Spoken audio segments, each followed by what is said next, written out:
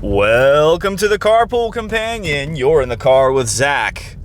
And Zach just won his first copyright battle with a copyright claim, which to me, for music, to me is one of the funniest things. Because number one, it's not my music. It's this Russian composer, Alexei. And Alexei makes some bomb music, and he made this cinematic score. I think it was the music that I used when I was on my way to the Tampa airport, and I recorded like the over the bay shots and stuff like that. Anyway, I got a copyright, not a strike, but a copyright claim to his music, and it was really interesting because the music itself, I downloaded it through a website called Pixabay, which has really good royalty-free music. But these individual YouTube channels, if they claim that it's original content, then they essentially own the content on YouTube, which is weird because Alexei, who has a YouTube channel and who has probably posted this same music, his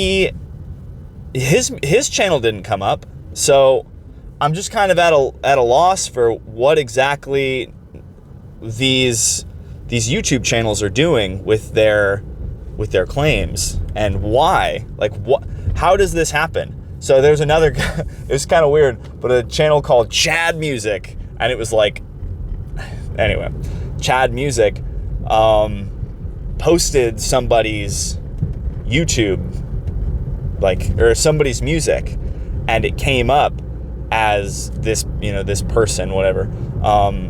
They didn't own the content. Like, they didn't say, oh, this is original content, but they claim, it was like, this is what happens. People post music, they say, I'm not the original creator, like, here it is. Oh, it was that music. So it was like that inspirational cinematic score, but it was claimed to be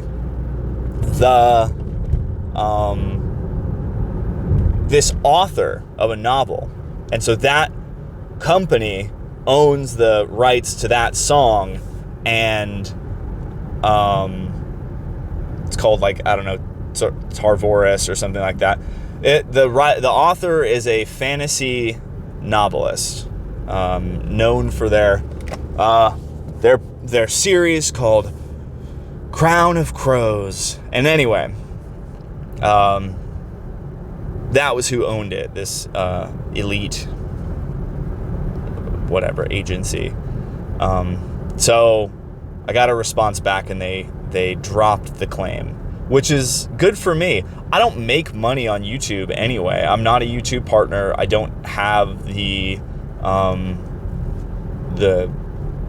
popularity or the credentials or the content creation amount they require for me to even run an ad. Not that I care, like, at this point, and for probably a while, leading towards whatever I want to do with this YouTube channel. My goal is not to make money, and I think for most people, when they think about being a YouTube content creator, they think about, well, I want to make money eventually. I'd like to get sponsorships. I'd like to, it's like Twitch. If you know what Twitch.com is, or Twitch TV. I remember when it was called Justin TV, and I used to watch pirated movies, and I had like a community of friends that I used to watch movies with on, it was just an online group. We all hung out in the same channel.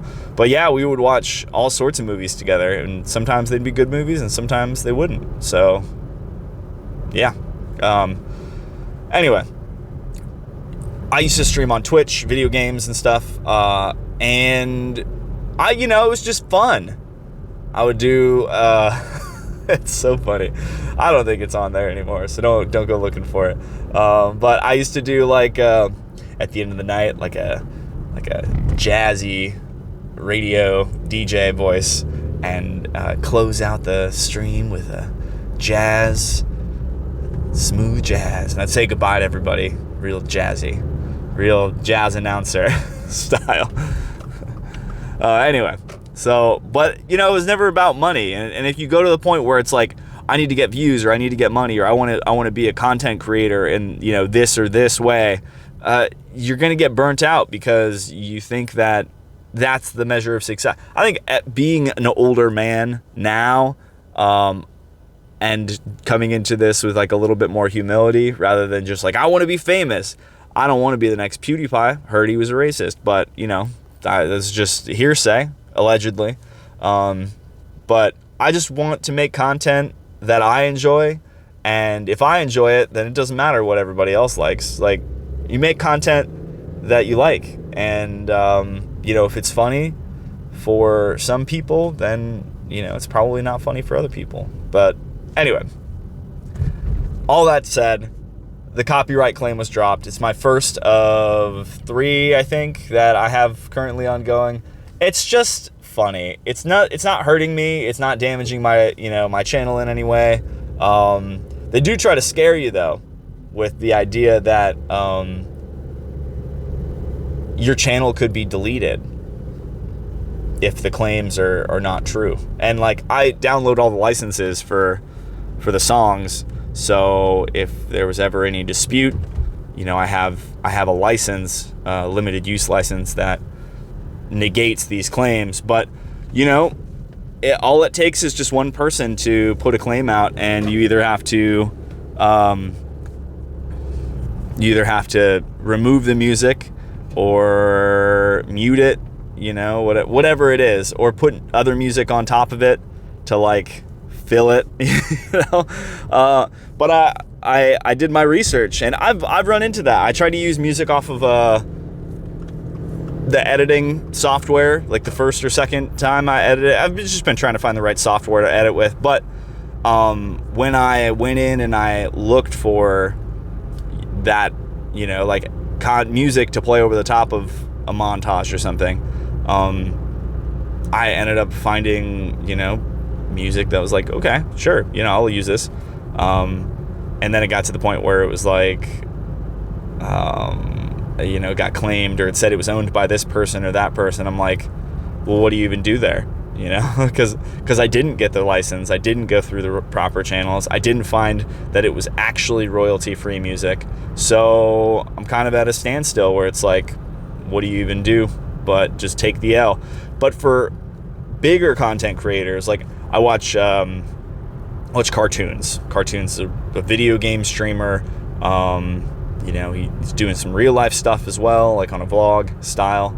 He's got a farm. Anyway, he's got millions of subscribers. So when someone watches, when he makes a video that's an hour long and it's got copywritten music in it, then he's kind of in a position where he's like, well, shoot, I got to either remove the content or, you know, I got to fill it with something else. But like, you know, you got to be really careful, because that, if it's your livelihood, like it is for him, like this is what he does full time. He's been doing YouTube content for a very long time. Yeah, you know, it takes a long time to accrue that many people that like your content, and to, you know, it's a craft, and just like podcasting or whatever, it's, you know, it's a skill. And so all that hard work done for that, and it's the same thing with music. Like musicians work really hard to make their music, and if you unknowingly play copywritten music on your video, you know, you get a strike, maybe not a strike, but you get a copyright claim, and that person is entitled to the benefits of your, you know, their music on your video, which is terrible. It's a really bad situation. So I just want to avoid that. Not that that's ever relevant or important to me, but I just want to avoid the situation as a whole. And I think every content creator that makes videos on YouTube wants to avoid those types of situations where somebody is just trying to, you know, somebody's going to get your money, for the work that you did, because they did a little bit of work making music. You know, I know this, both things require work and some skill, but yeah, I don't want to be caught in that situation. Also, you can get a strike. You can get like real damages on your channel that can have lasting impacts. So it's like if you get enough strikes, you can lose your channel. It can just be shut down. You got to make a new channel. Like, no one wants to be in that situation. So just like I sang I sang Me and Mrs. Jones on a video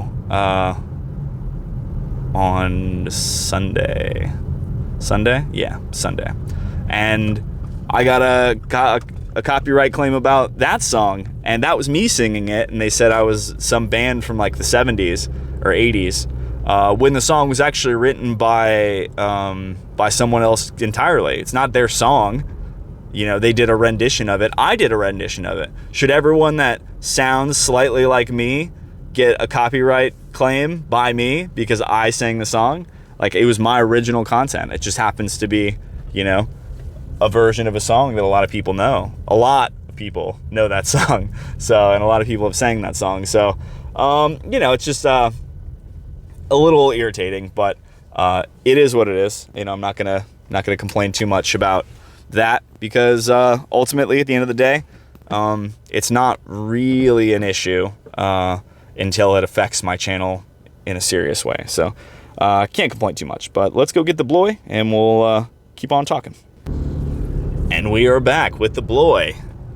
Well, on a lighter note, since we've already covered the copyright update, you know, it's been a great day.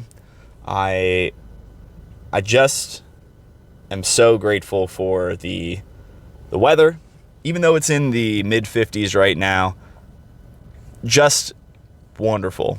So nice. I think being in Tampa for 4 days, and dealing with the rain, as much as it was to like be in a new place, it's always fun. It definitely takes a toll on you. You know, like, I grew up in Washington State, so being in inclement weather and not so nice of places, I've definitely dealt with that in a different way than I think I would have if I hadn't been, you know, hadn't been from a place like that. But going back to it and just kind of like what do you do? Especially if you're in a new place, you want to go and see things. It's like when you live in Washington and you know what the woods is like. You know what it is to be in your hometown. So the wonder kind of loses itself. But to be somewhere new and to be stuck inside, while we certainly made the best of it, you know, bowling and the aquarium and hanging out with family and going to restaurants or whatever, you know, like, these are small things that you can do together.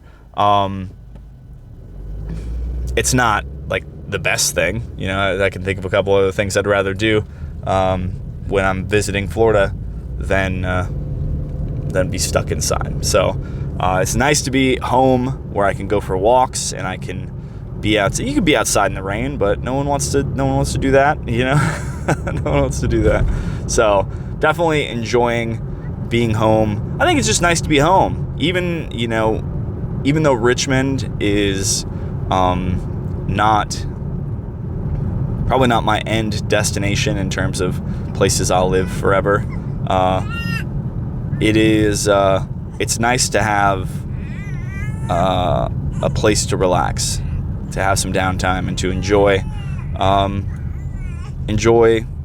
your time. So you know, that's Richmond for us right now. Might be somewhere else in the future, but I think that you do what you can with what you have, and that includes, oh buddy, Wesley's getting blinded by the sun. I'm sorry, son. It's gonna be over soon. There you go. Is that better? Oh, buddy. It's over. We're gonna be done. We're gonna be going this way. We're gonna be going north in a second. It's okay. South in a second. Okay. Oh, sweetheart, I didn't know. There's no way I can control the sun, can I? He doesn't know. He doesn't even know what the sun is. It's just a bloy. Just a bloy in the world. Being assailed by the light of the sky. Anyway. That's the update. That's all I got right now. It's good to be home. It's good to be back in a routine. I've already talked about work on my vlog, so I'm not gonna really hash it up. But this is the normal life of a normal person. It doesn't get too crazy in day-to-day life. And I think while we're on that topic, let's just talk about that. I think that I have some perspective that may be useful, at least something I can speak on versus just linger on what I don't have or what I can't show you. The idea that social media and vlogging in particular, just because we're here and I'm doing it, the idea that on social media, we'll use it as a reference. Camilla, I'm at Home by Peach Pit. They're my favorite band. I've seen them live. I want to see them live many more times. But he, in the song, the main character, I don't know, like in the song, whatever you want to call it, the idea is like, oh, you see me on whatever, on social media, like, but that's not really me. That's not really. And it just it's so indicative of like what we do as a culture to point at our external appearance as something that is real. And there's so much going on in people's lives that transcend that facade. I spoke of it yesterday, the mask that you wear to the ball. That's not really who we are. That's just how people see us, how we're portrayed in life. And that's the reality, the true reality. The one that's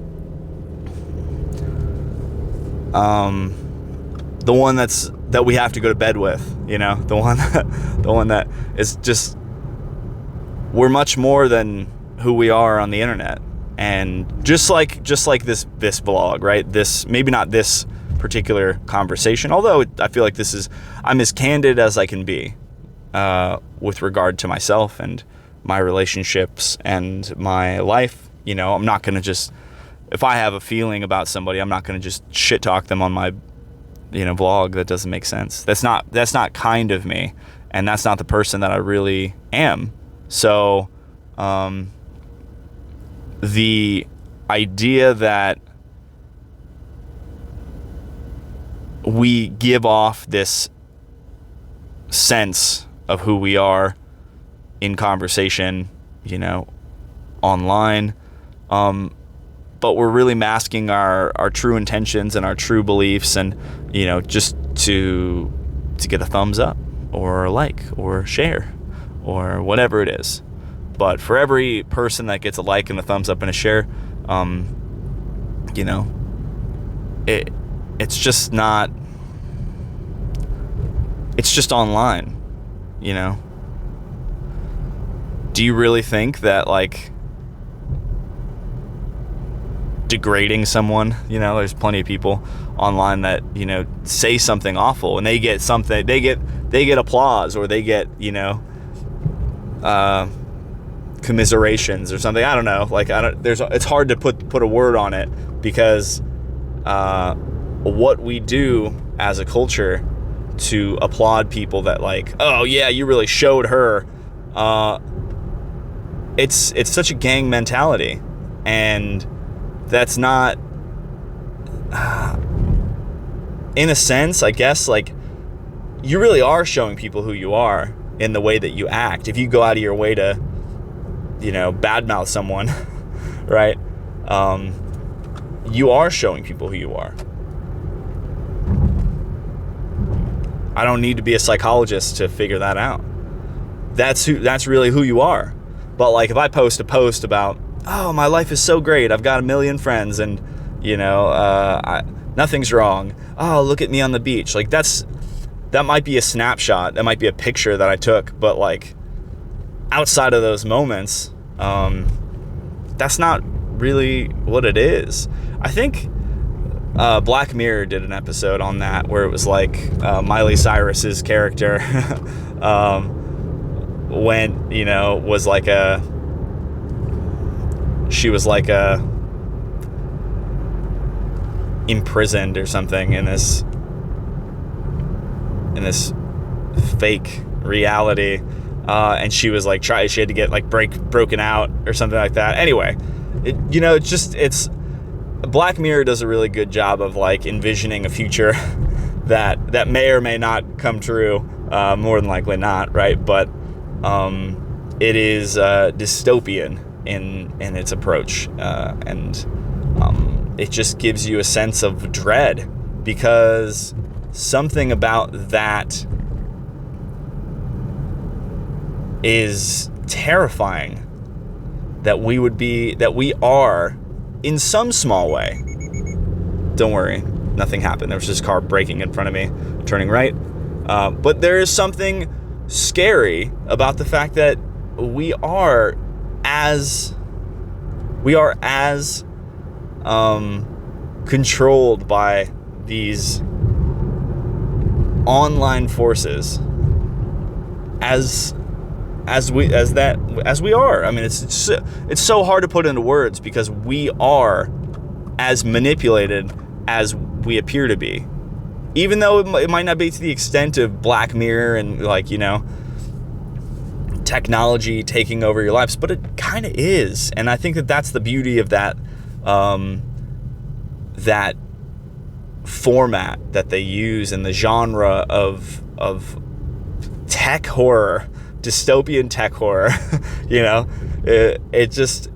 It is as horrifying as it seems, and that that's something that we have to contend with. And for all the horror that they present, there's something very real about the social media. Like there was the social score. That was a weird one, where it was like people were being so fake and nice because they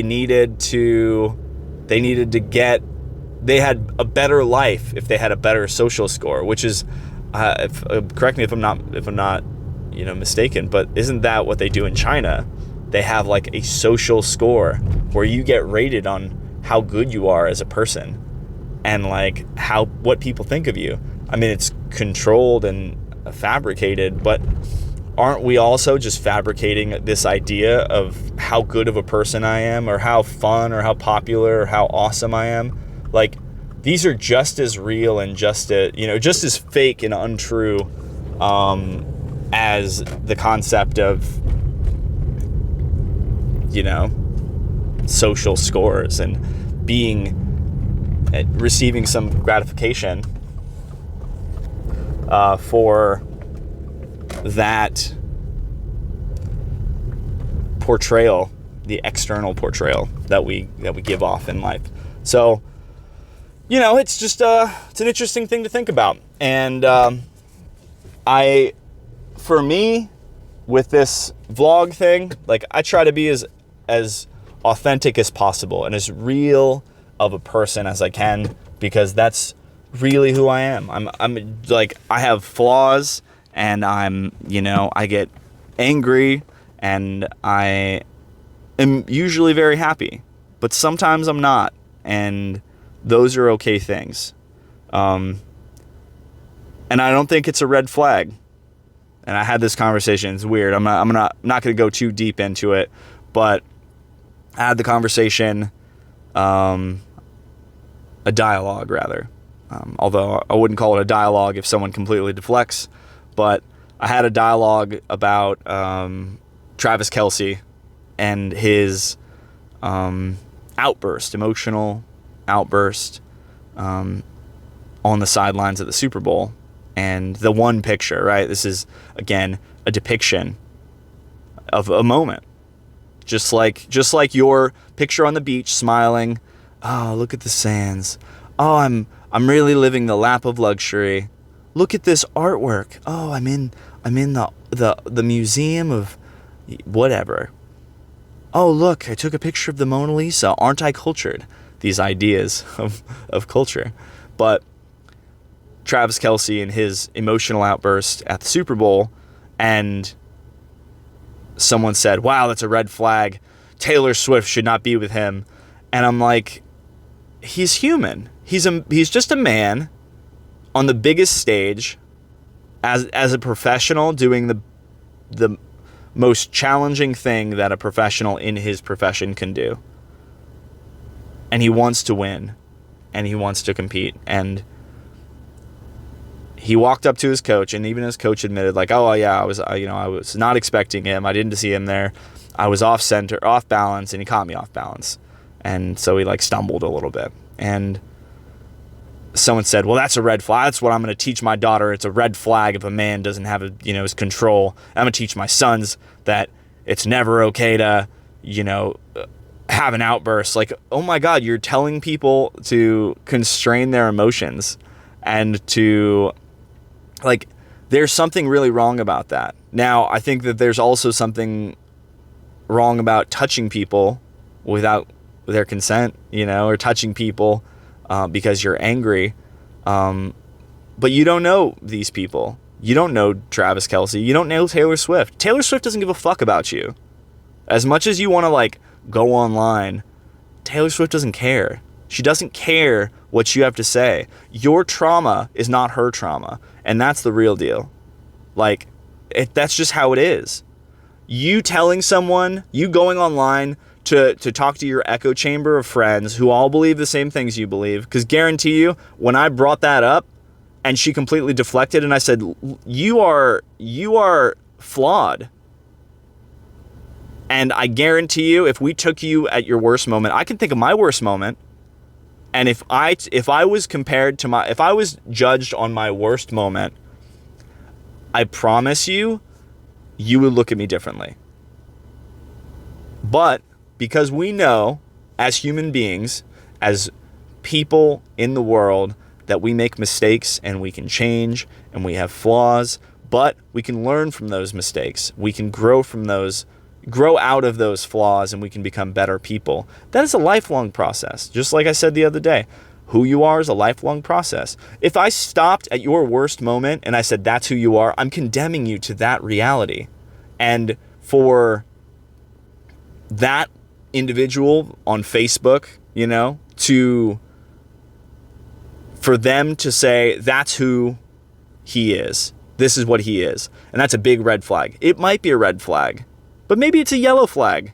Okay? Maybe it's just like, whoa, keep an eye out, because that's scary. And that's fair. That's totally fair to say that.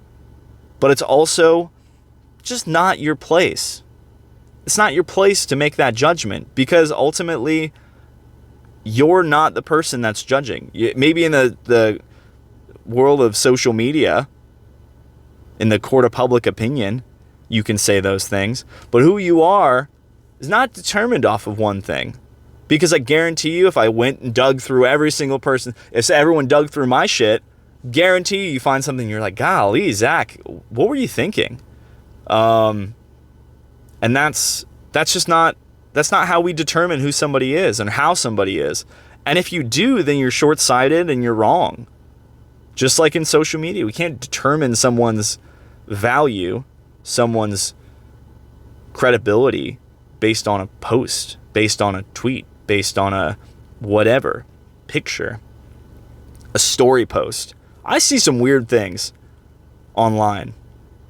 And I see some weird people online, but I don't judge them for their weirdness because that's not who they are.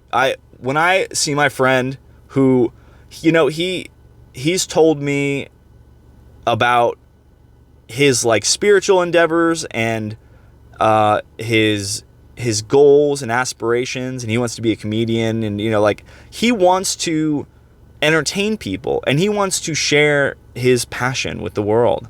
But he also makes posts. He also posts pictures about women clapping their ass and like sexy women, and I'm like, he's crude, and I don't judge him for his crudeness, because beyond the crudeness, there's a man who's trying to figure it out, and we deal with this.